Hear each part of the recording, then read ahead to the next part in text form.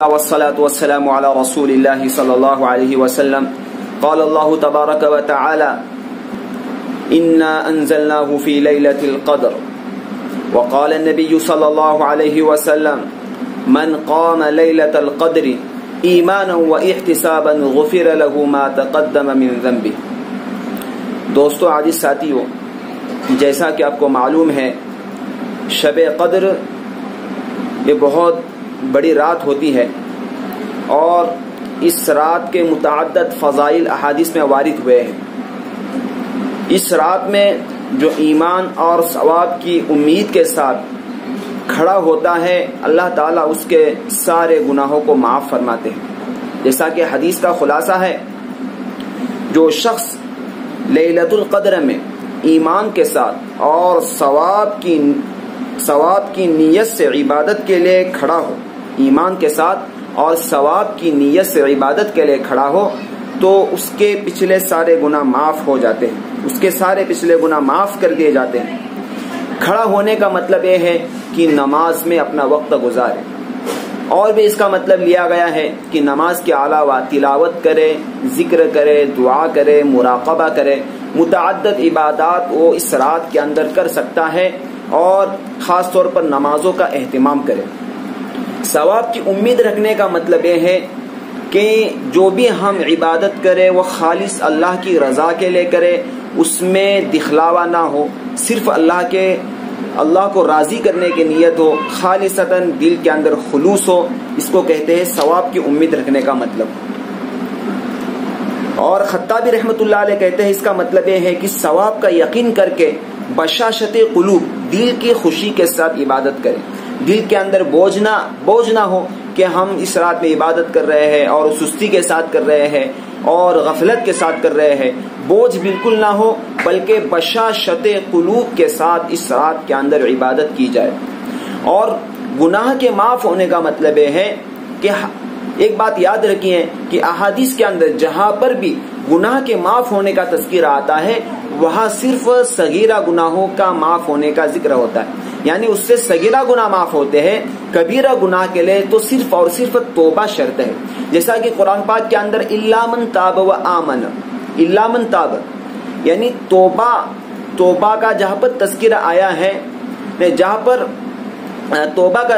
پر کبیرہ گناہ کا تذکرہ آیا ہے تو وہاں پر توبہ کا بھی تذکرہ آیا ہے. یعنی اس سے پتہ چلتا ہے، یعنی علماء کا اجماع بھی ہے کہ کبیرہ گناہ بغیر توبہ کے معاف نہیں ہوتے، کبیرہ گناہ بغیر توبہ کے معاف نہیں ہوتے. اس لیے اس بات کو ذہن میں رکھیں. لیکن بھائیو، اس رات کے اندر اگر ہم عبادت کریں گے، اللہ کے سامنے روئیں گے، دھوئیں گے، تو اللہ کی ذات سے امید ہے کہ اللہ رب العزت ہمارے کبیرہ گناہوں کو بھی معاف کر دے گا. لیکن یہ غلط فہمی نہیں ہونی چاہیے کہ اس رات میں اگر ہم نے عبادت کی تو ہمارے کبیرہ گناہ بھی معاف ہو جائیں گے. ایسا نہیں ہے، بلکہ صغیرہ گناہ معاف ہو جائیں گے. اور اگر ہم نے اللہ کے ساتھ میں زیادہ توبہ و استغفار کیا، گریہ و زاری کی، تو اللہ رب العزت ہمارے کبیرہ گناہوں کو بھی معاف کریں گے. اب یہ بات آتی ہے کہ شب قدر کب ہے اور کس رات میں ہے، ہمیں اس کا کیسے پتہ چل جائے، اس کا کیسے پتہ چل جائے گا، اس کی تعین کیا ہے اور کس دن اور کس رات میں شب قدر آتی ہے. دوستو یاد رکھیے کہ شب قدر کا کوئی رات متعین نہیں ہے. شب قدر پورے سال میں بھی کسی بھی دن کی کسی بھی رات میں آ سکتی ہے، اس کا کوئی متعین نہیں ہے. لیکن اللہ کے نبی صلی اللہ علیہ وسلم کی حدیث ہے، حضرت عبادہ رضی اللہ عنہ سے نبی کریم صلی اللہ علیہ وسلم سے شب قدر کے بارے میں دریافت کیا. حضرت عبادہ نے حضور صلی اللہ علیہ وسلم سے شب قدر کے بارے میں دریافت کیا تو آپ نے ارشاد فرمایا کہ رمضان کے آخر عشرے کی طاق راتوں میں ہے، 21، 23، 25، 27، 29، یا رمضان کی آخری رات میں. جو شخص ایمان کے ساتھ ثواب کی نیت سے اس رات میں عبادت کرے، اس کے پچھلے سب گناہ معاف ہو جاتے ہیں. اس رات کی علامات کیا ہے، یعنی ہم کیسے پہچانیں کہ رمضان کی ان طاق راتوں میں شب قدر ہے؟ جیسا کہ اس حدیث میں ہمیں پتا چلا 21، 23، 25، 27، 29 یا رمضان کی آخری رات میں. تو آپ سوال پیدا ہوتا ہے کہ ہمیں یہ بات کیسے پتا چلے کہ کس رات شب قدر ہے، اس کی علامات کیا ہے؟ تو اس کی علامات میں سے یہ ہے کہ وہ رات کھلی ہوئی چمکدار ہوتی ہے، صاف شفاف، نہ زیادہ گرم نہ زیادہ ٹھنڈی، بلکہ معتدل بیچ کی گویا کہ اس میں انوار کی کثرت کی وجہ سے چاند کھلا ہوا ہے۔ اس رات میں صبح تک آسمان کے ستارے شیاطین کو نہیں مارے جاتے۔ نیز اس کی علامتوں میں سے یہ بھی ہے کہ اس کے بعد کی صبح کا آفتاب بغیر شعاع یعنی کرن کے طلوع ہوتا ہے، جیسا کہ 14ویں رات کا چاند۔ اللہ جل شانہ نے اس رات کے آفتاب کے طلوع کے وقت شیطان کو اس کے ساتھ نکلنے سے روک دیا، بخلاف اور دنوں کے کہ طلوع آفتاب کے وقت شیطان اس جگہ ظہور ہوتا ہے۔ یعنی اور دنوں کے اندر طلوع آفتاب کے وقت شیطان کا ظہور ہوتا ہے، لیکن اس رات کے صبح میں جب طلوع آفتاب ہوگا تو اس وقت شیطان کا ظہور نہیں ہوگا۔ دوستو اور بھی بہت سارے علامات ہیں، لیکن ایک خاص علامت جو یہاں پر بیان کی گئی جس کو بہت ساری روایات میں ذکر کیا گیا ہے وہ یہ ہے کہ اس رات کے بعد جب صبح کو آفتاب نکلتا ہے تو بغیر شعاع کے نکلتا ہے۔ یہ علامت بہت ساری روایتوں میں وارد ہوئی ہے۔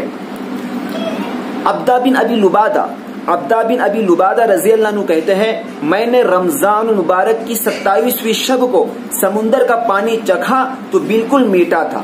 ایوب بن خالد رحمت اللہ علیہ کہتے ہیں کہ مجھے نہانے کی ضرورت ہو گئی، میں نے سمندر کے پانی سے غسل کیا تو بالکل میٹھا تھا۔ حضرت ایوب بن خالد کیا کہتے ہیں کہ مجھے نہانے کی ضرورت ہوئی تو میں نے سمندر کے پانی سے نہایا تو پانی بالکل غسل کیا تو پانی بالکل میٹھا تھا۔ مشائخ نے لکھا ہے کہ شب قدر میں ہر چیز سجدہ کرتی ہے۔ مشائخ نے لکھا ہے شب قدر میں ہر چیز سجدہ کرتی ہے، حتیٰ کہ درخت زمین پر گر جاتے ہیں اور پھر اپنی جگہ کھڑے ہو جاتے ہیں، مگر ایسی چیزوں کا تعلق امور کشفیہ سے، کشف و کرامات سے ان کا تعلق ہے، ہر کوئی شخص اس کو محسوس نہیں کر سکتا۔ ایک حدیث میں اب یہ سوال پیدا ہوتا ہے کہ اگر ہم نے اس رات کو پا لیا تو اس رات کے اندر ہمیں کون سی دعا مانگنی چاہیے؟ اس رات میں ہمیں کون سی دعا مانگنی چاہیے؟ حضرت عائشہ رضی اللہ عنہا کے ایک حدیث ہے، حضرت عائشہ رضی اللہ عنہا نے اللہ کے نبی صلی اللہ علیہ وسلم سے پوچھا تھا اس رات کے متعلق، یا رسول اللہ اگر میں شب قدر کو پاؤں تو اللہ سے کیا مانگوں؟ تو حضرت عائشہ رضی اللہ عنہا کو حضور صلی اللہ علیہ وسلم نے ایک دعا فرمائی تھی، اس دعا کو ہر مسلمان یاد کر لے۔ وہ دعائیں ہے اللہم انک عفو تحب العفو فاعف عنی، اے اللہ بے شک تو معاف کرتا ہے اور معافی کو پسند کرتا ہے، یا اللہ تو بس مجھے معاف فرما دے۔